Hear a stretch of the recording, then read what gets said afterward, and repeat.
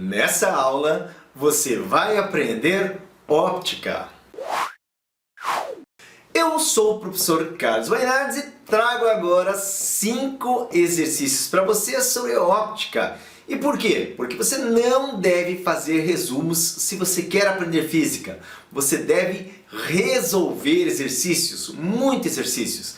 E é isso que eu proponho. Venha todos os dias, de segunda a segunda, aqui no canal comigo, professor Carlos, para resolver exercícios e treinar física, certo?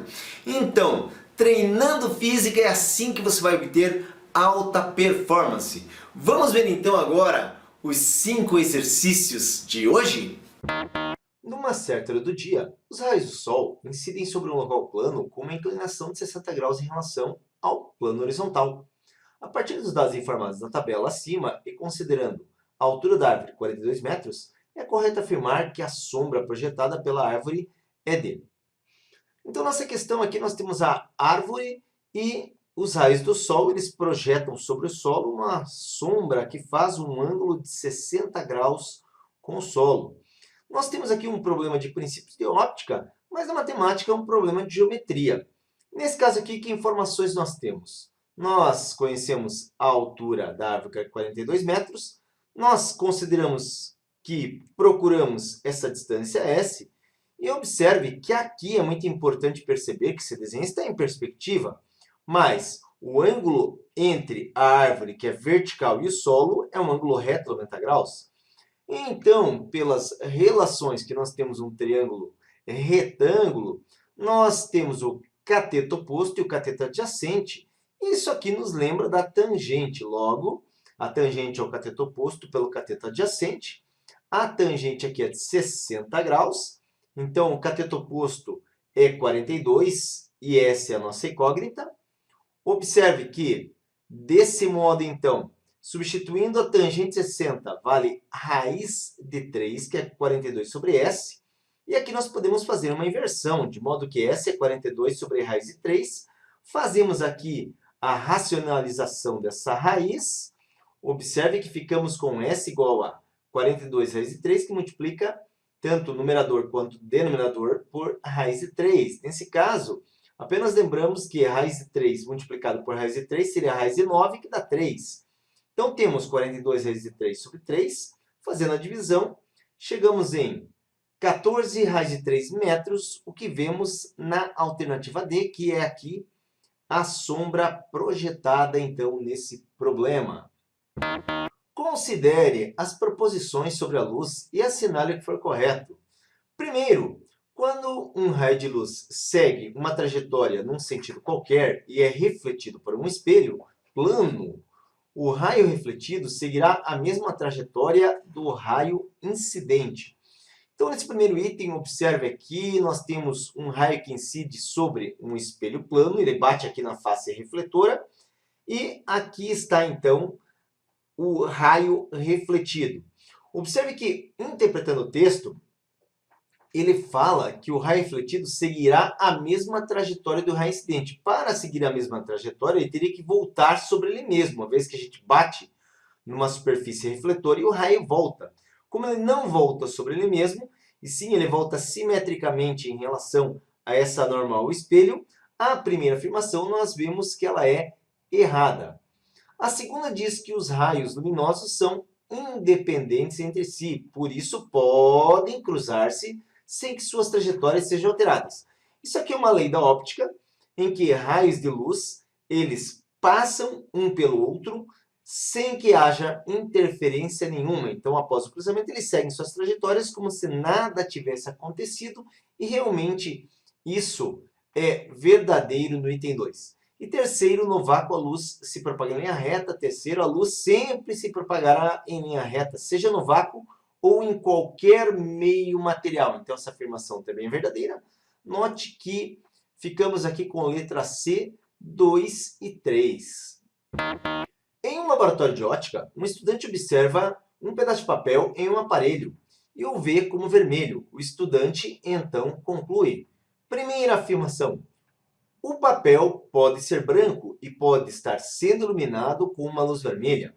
Nessa primeira afirmação, nós lembramos o seguinte, que o branco ele sempre reflete todas as cores.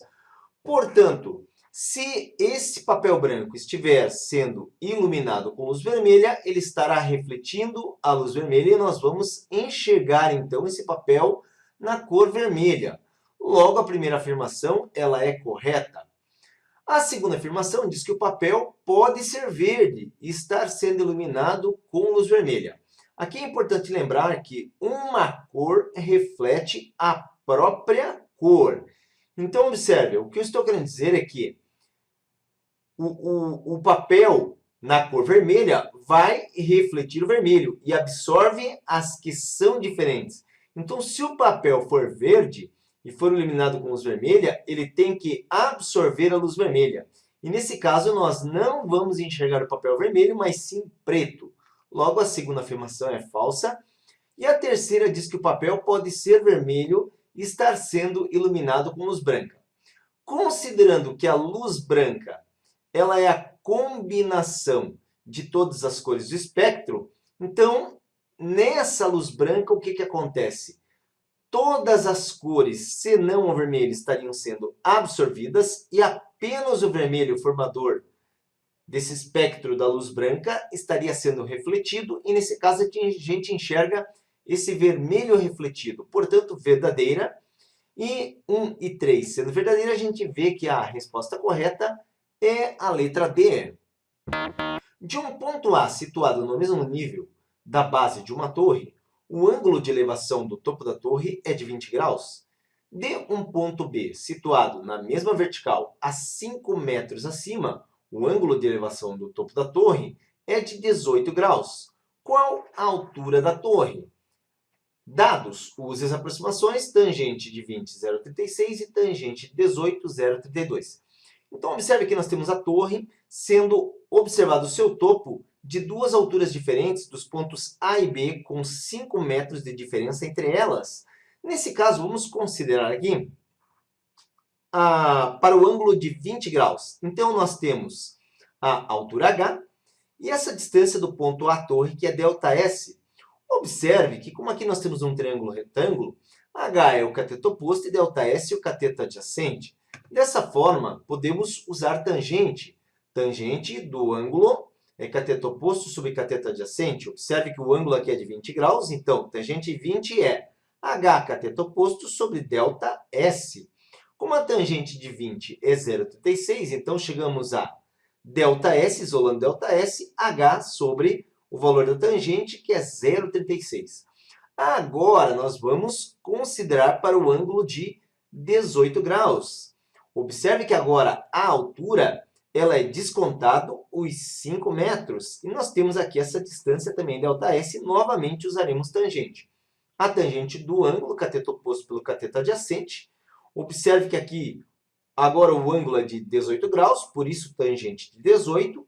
O nosso cateto oposto é H menos 5 sobre ΔS. Observe que aqui isolaremos ΔS novamente, ΔS então é H menos 5, pela tangente 18, que você vê aqui que é 0,32. Uma vez que a gente, então, já tem os dois cálculos, ΔSH sobre 0,36, que foi obtido no nosso primeiro cálculo com essa figura exatamente, e no segundo, H menos 5 sobre 0,32, nós podemos igualar em função do ΔS, que é o mesmo. Observe que os pontos A e B estão à mesma distância da torre. Desse modo, H sobre 0,36 é igual a H menos 5 sobre 0,32. Quando multiplicamos cruzado, ficamos com 0,32H e 0,36 que multiplica H menos 5. Sendo assim, agora nós temos 0,32H igual a 0,36H menos o produto 0,36 por 5, 1,8. E aqui, quando nós passamos H para o lado esquerdo da igualdade e fazemos a subtração, passamos a ter 1,8, que é igual a H isolado por 0,04. Observe que temos 45 metros. A resposta correta, então, é a letra D. Seguindo viagem, Jaime avistou uma cachoeira na estrada Monte Castelo. Resolveu parar e fotografar. Se a distância da cachoeira até o orifício da câmera é de 200 metros, a distância do orifício até a imagem é de 5 metros, e a imagem é formada na câmera de 3 centímetros, então a cachoeira tem altura HD. Observe então aqui, nós temos a imagem de uma cachoeira para poder compor essa situação. Nós temos aqui a câmera e sabemos que um raio partirá do ponto mais alto e do ponto mais baixo para entrar pela câmera e formar a imagem na sua parede aqui posterior.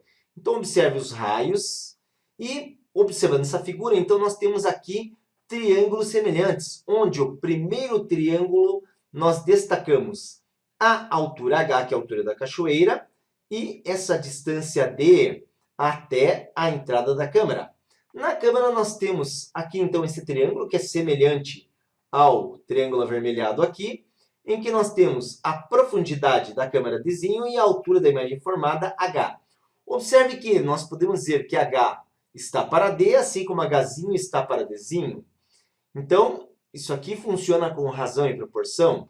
Dessa forma, H sobre D é igual a Hzinho sobre Dzinho. Sendo assim, observe que nós temos os valores. A altura é o que nós pretendemos determinar, que é Hzão, mas essa distância corresponde aos 200 metros.